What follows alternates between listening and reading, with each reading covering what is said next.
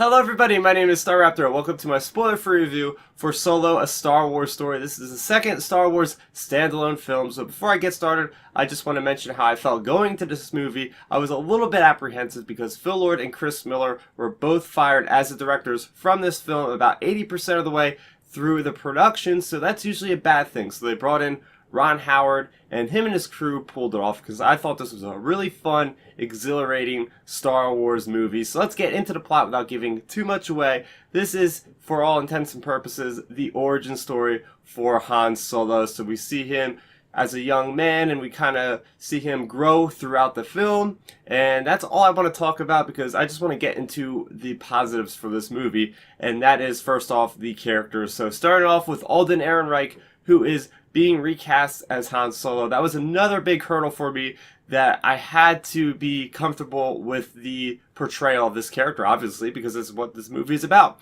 And man, Alden hits it out of the park with this one. He kind of brings his own spin to the character of Han Solo, but at the same time, he does have that special cadence of Harrison Ford's speech. He does use the mannerisms in the right places, the finger points, the way he leans on the bulkhead of the Falcon, and the way he fires his DL-44 blaster.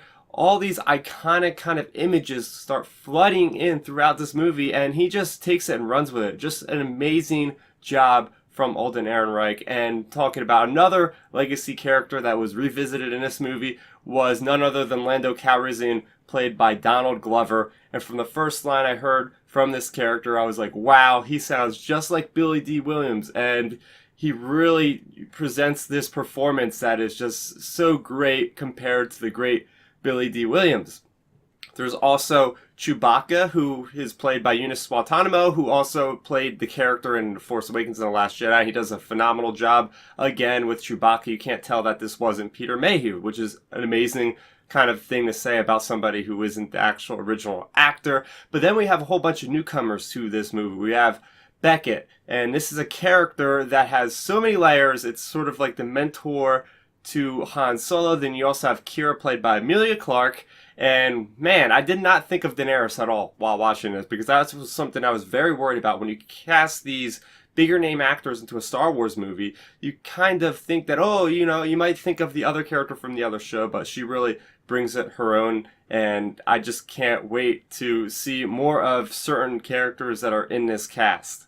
So, talking about the action set pieces, I might go as far as saying this has the most action of any Star Wars film. We have speeder chase, we have train heists, we have standoffs in the sand, we have mining action set pieces, we have the Millennium Falcon making the Kessel Run in less than 12 parsecs. I mean, come on, this is awesome.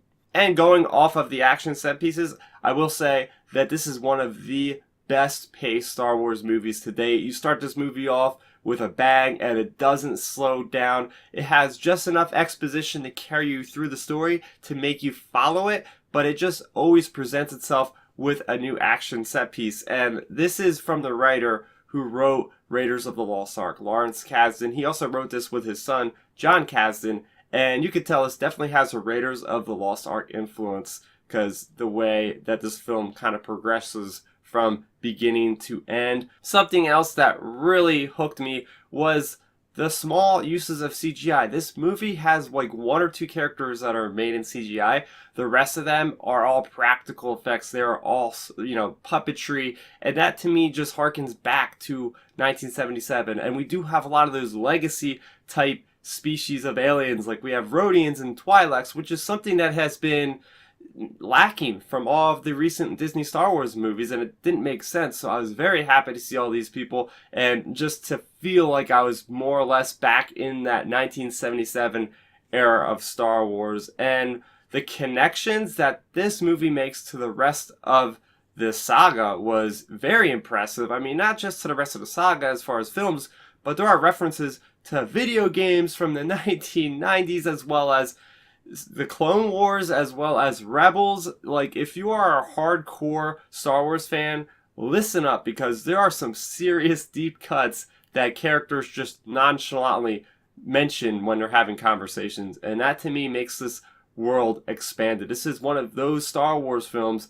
more than any other in recent times, that really expands the universe, if you know what I'm saying. So the music in Solo Star Wars Story is awesome. This is the most memorable soundtrack I think I could say to date. So we have this whole soundtrack that has lots of musical cues to things like Empire Strikes Back as well as Star Wars, but then there's a lot of new motifs, a lot of new themes created for some of the new characters, such as the rival to Han Solo, which is Enfys Nest. So very great diversity of different sounds and tones. I really love this music soundtrack. Moving over to my negatives, I will say that this film did lack that kind of emotional punch to certain characters, reacting in certain ways to certain events. I would have liked to see them take a little bit more time in places to really just hone in on how certain characters were feeling. And I will say that certain parts of the plot were predictable, but other than that, I mean, this movie was a fun action ride. It brought me back to 1977.